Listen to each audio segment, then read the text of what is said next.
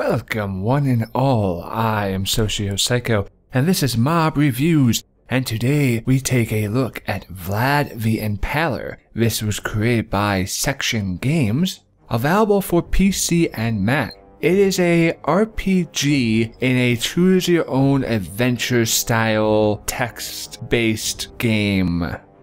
Is it good? Is it bad? Well, let's find out. And when we jump in here, the first thing to do is to go to the options menu.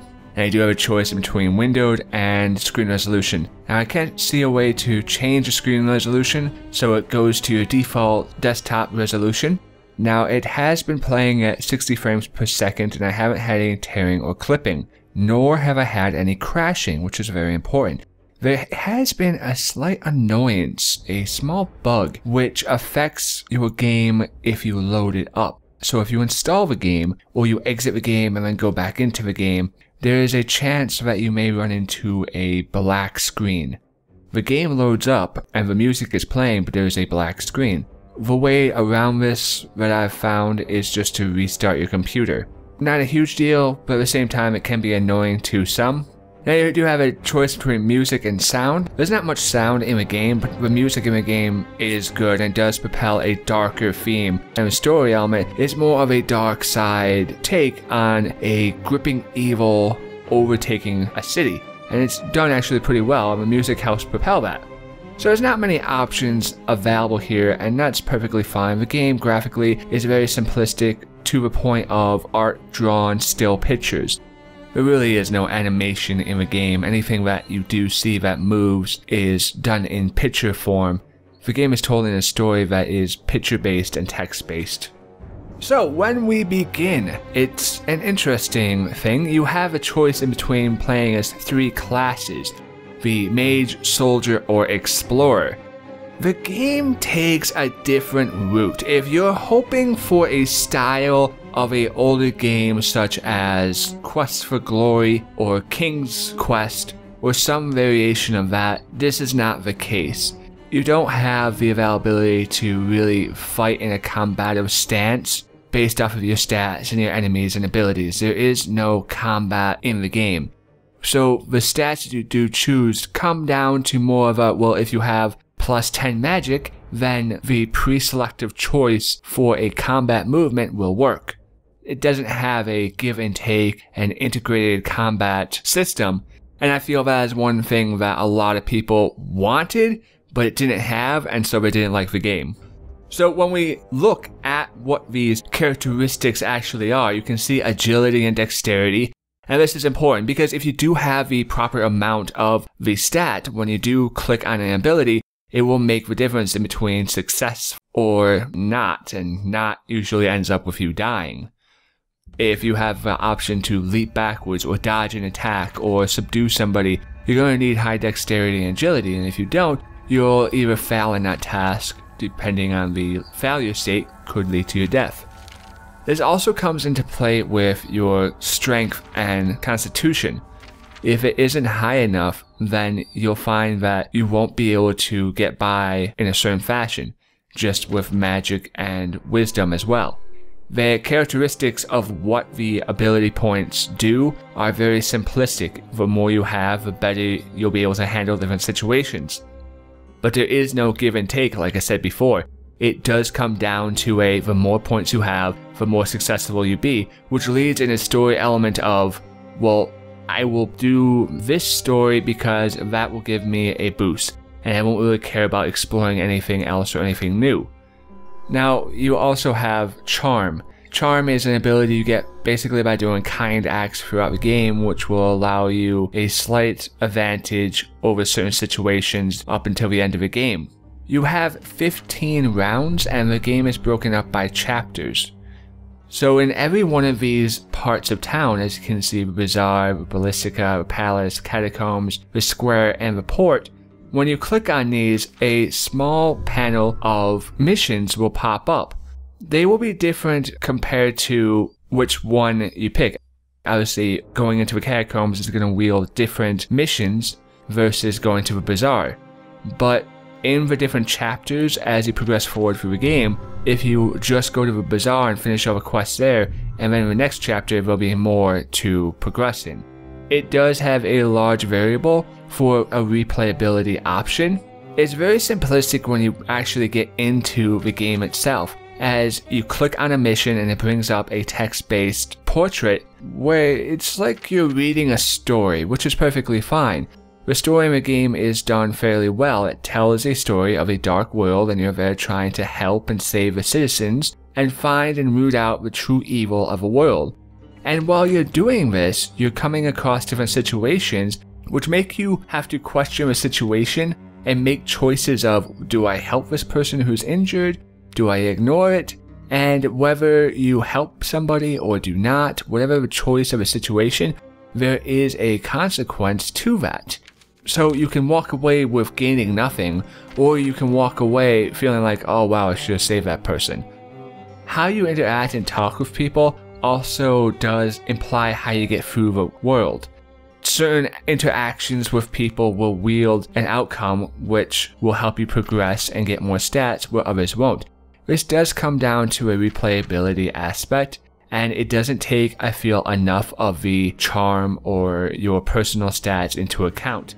A lot of what you end up facing is going to simply be, well, I either succeed or I don't, and the areas where you have a possibility to fail are more in the sub-chapter section areas. There's not a great in-depth fashion to how you interact with the story, and this is where it kind of cuts back. Does it tell a decent story? Yeah, it does. It's interesting your first playthrough and possibly your second, but after your second, you're kind of just left with, well, I already know what these do, and it really just comes down to the fact that if I want the most out of my ability or my character, then I have to select these certain pathways. The lack of any real in-depth analysis about how your abilities interact with the world, your ability points, really is where the game fails, and a lot of people can be discouraged upon that. Yes, you do have a failure state of, hey, if I do a certain action during a mission, I will either gain stats or I'll lose stats, and that's good. That's nice to have an interaction with that. But the stats you do have in the game do not actually help during the little missions. So if your mission is to read a book that is supposed to be forbidden magic, well, if I have higher intelligence, why can't I read that book? Why can't I understand it without going crazy? Where if I have lower intelligence, I incur a penalty. The game doesn't interact on that sort of level with your stats, and it doesn't help propel the player into the world even more. So all it comes down to is the player trying to maximize their stats so they can face the end boss and succeed. It doesn't have good enough variation or options in how you actually fight against the enemies during the chapter sections or the end boss. The things you do are very handheld, and you don't have a feeling of, well, the progression I made through the game was actually decent. Yes, the story may progress you through the game, but then you're just like, well, I guess that was it.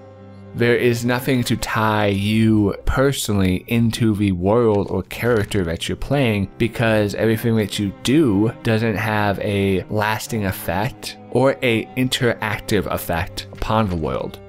So at the end of the day, can I recommend this game? And that's tough. I mean, I played this game at least 4 times through, and I tried it with different characters to see exactly how well the different characters would handle the situations.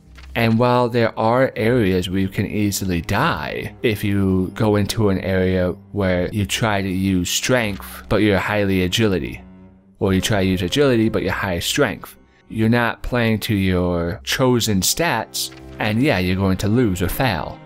There are failure states in the game which are good, but the overlacking sense of what you're doing while you're playing the game doesn't have any carryover, and it doesn't feel like you're really making progress. It becomes more of a hunt for more stats, because the higher your stat points are, the more powerful and successful you'll be, instead of actually having the actions you take or the stats you have give you different options to take during not only the missions, but the chapter breakup points. They are asking for $5 for this game, And if you like a text-based style game where you don't have to worry about a combative element at all, and you're not worried that, okay, well, yes, I gain stats or I lose stats, I'm just interested in knowing the story of the game. I don't really care about the combat element or the interaction of that into the game. Then yes, the game will be suitable for your desire. It tells a dark tale and it tells a good story, and the different missions help propel that. Yes, absolutely.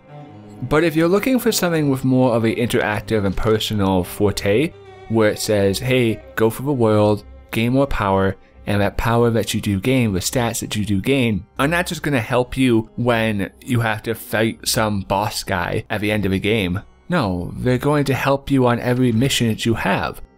If you're chasing somebody down the street because you're tailing them and you have high agility, why can't you catch up to them faster? Or if somebody's lying to you during one of these side missions and you have strong intelligence or magic or something, you can tell that they are lying. Some variation usage of your abilities into the actual missions. It is very, very minimalistic of a game. If you are looking for a game with a heavy integration of your skills and action and reaction of the world, then you will be sorely disappointed, and I cannot recommend this game for you, and I say that you should stay away from this game. It's not a bad game, and I don't feel that my time has necessarily been wasted or disrespected, but I just feel that it was so close to getting somewhere that it could have been. Just a little bit more effort, a little bit more development time in the story integration of itself and its abilities, and it could have really been way better than it is. Unfortunately, what we have available is good enough story-wise, subpar on everything else. So ladies and gentlemen, that is what it is. I hope this has been helpful to you, for I've been SocioPsycho, and I'll see you next time.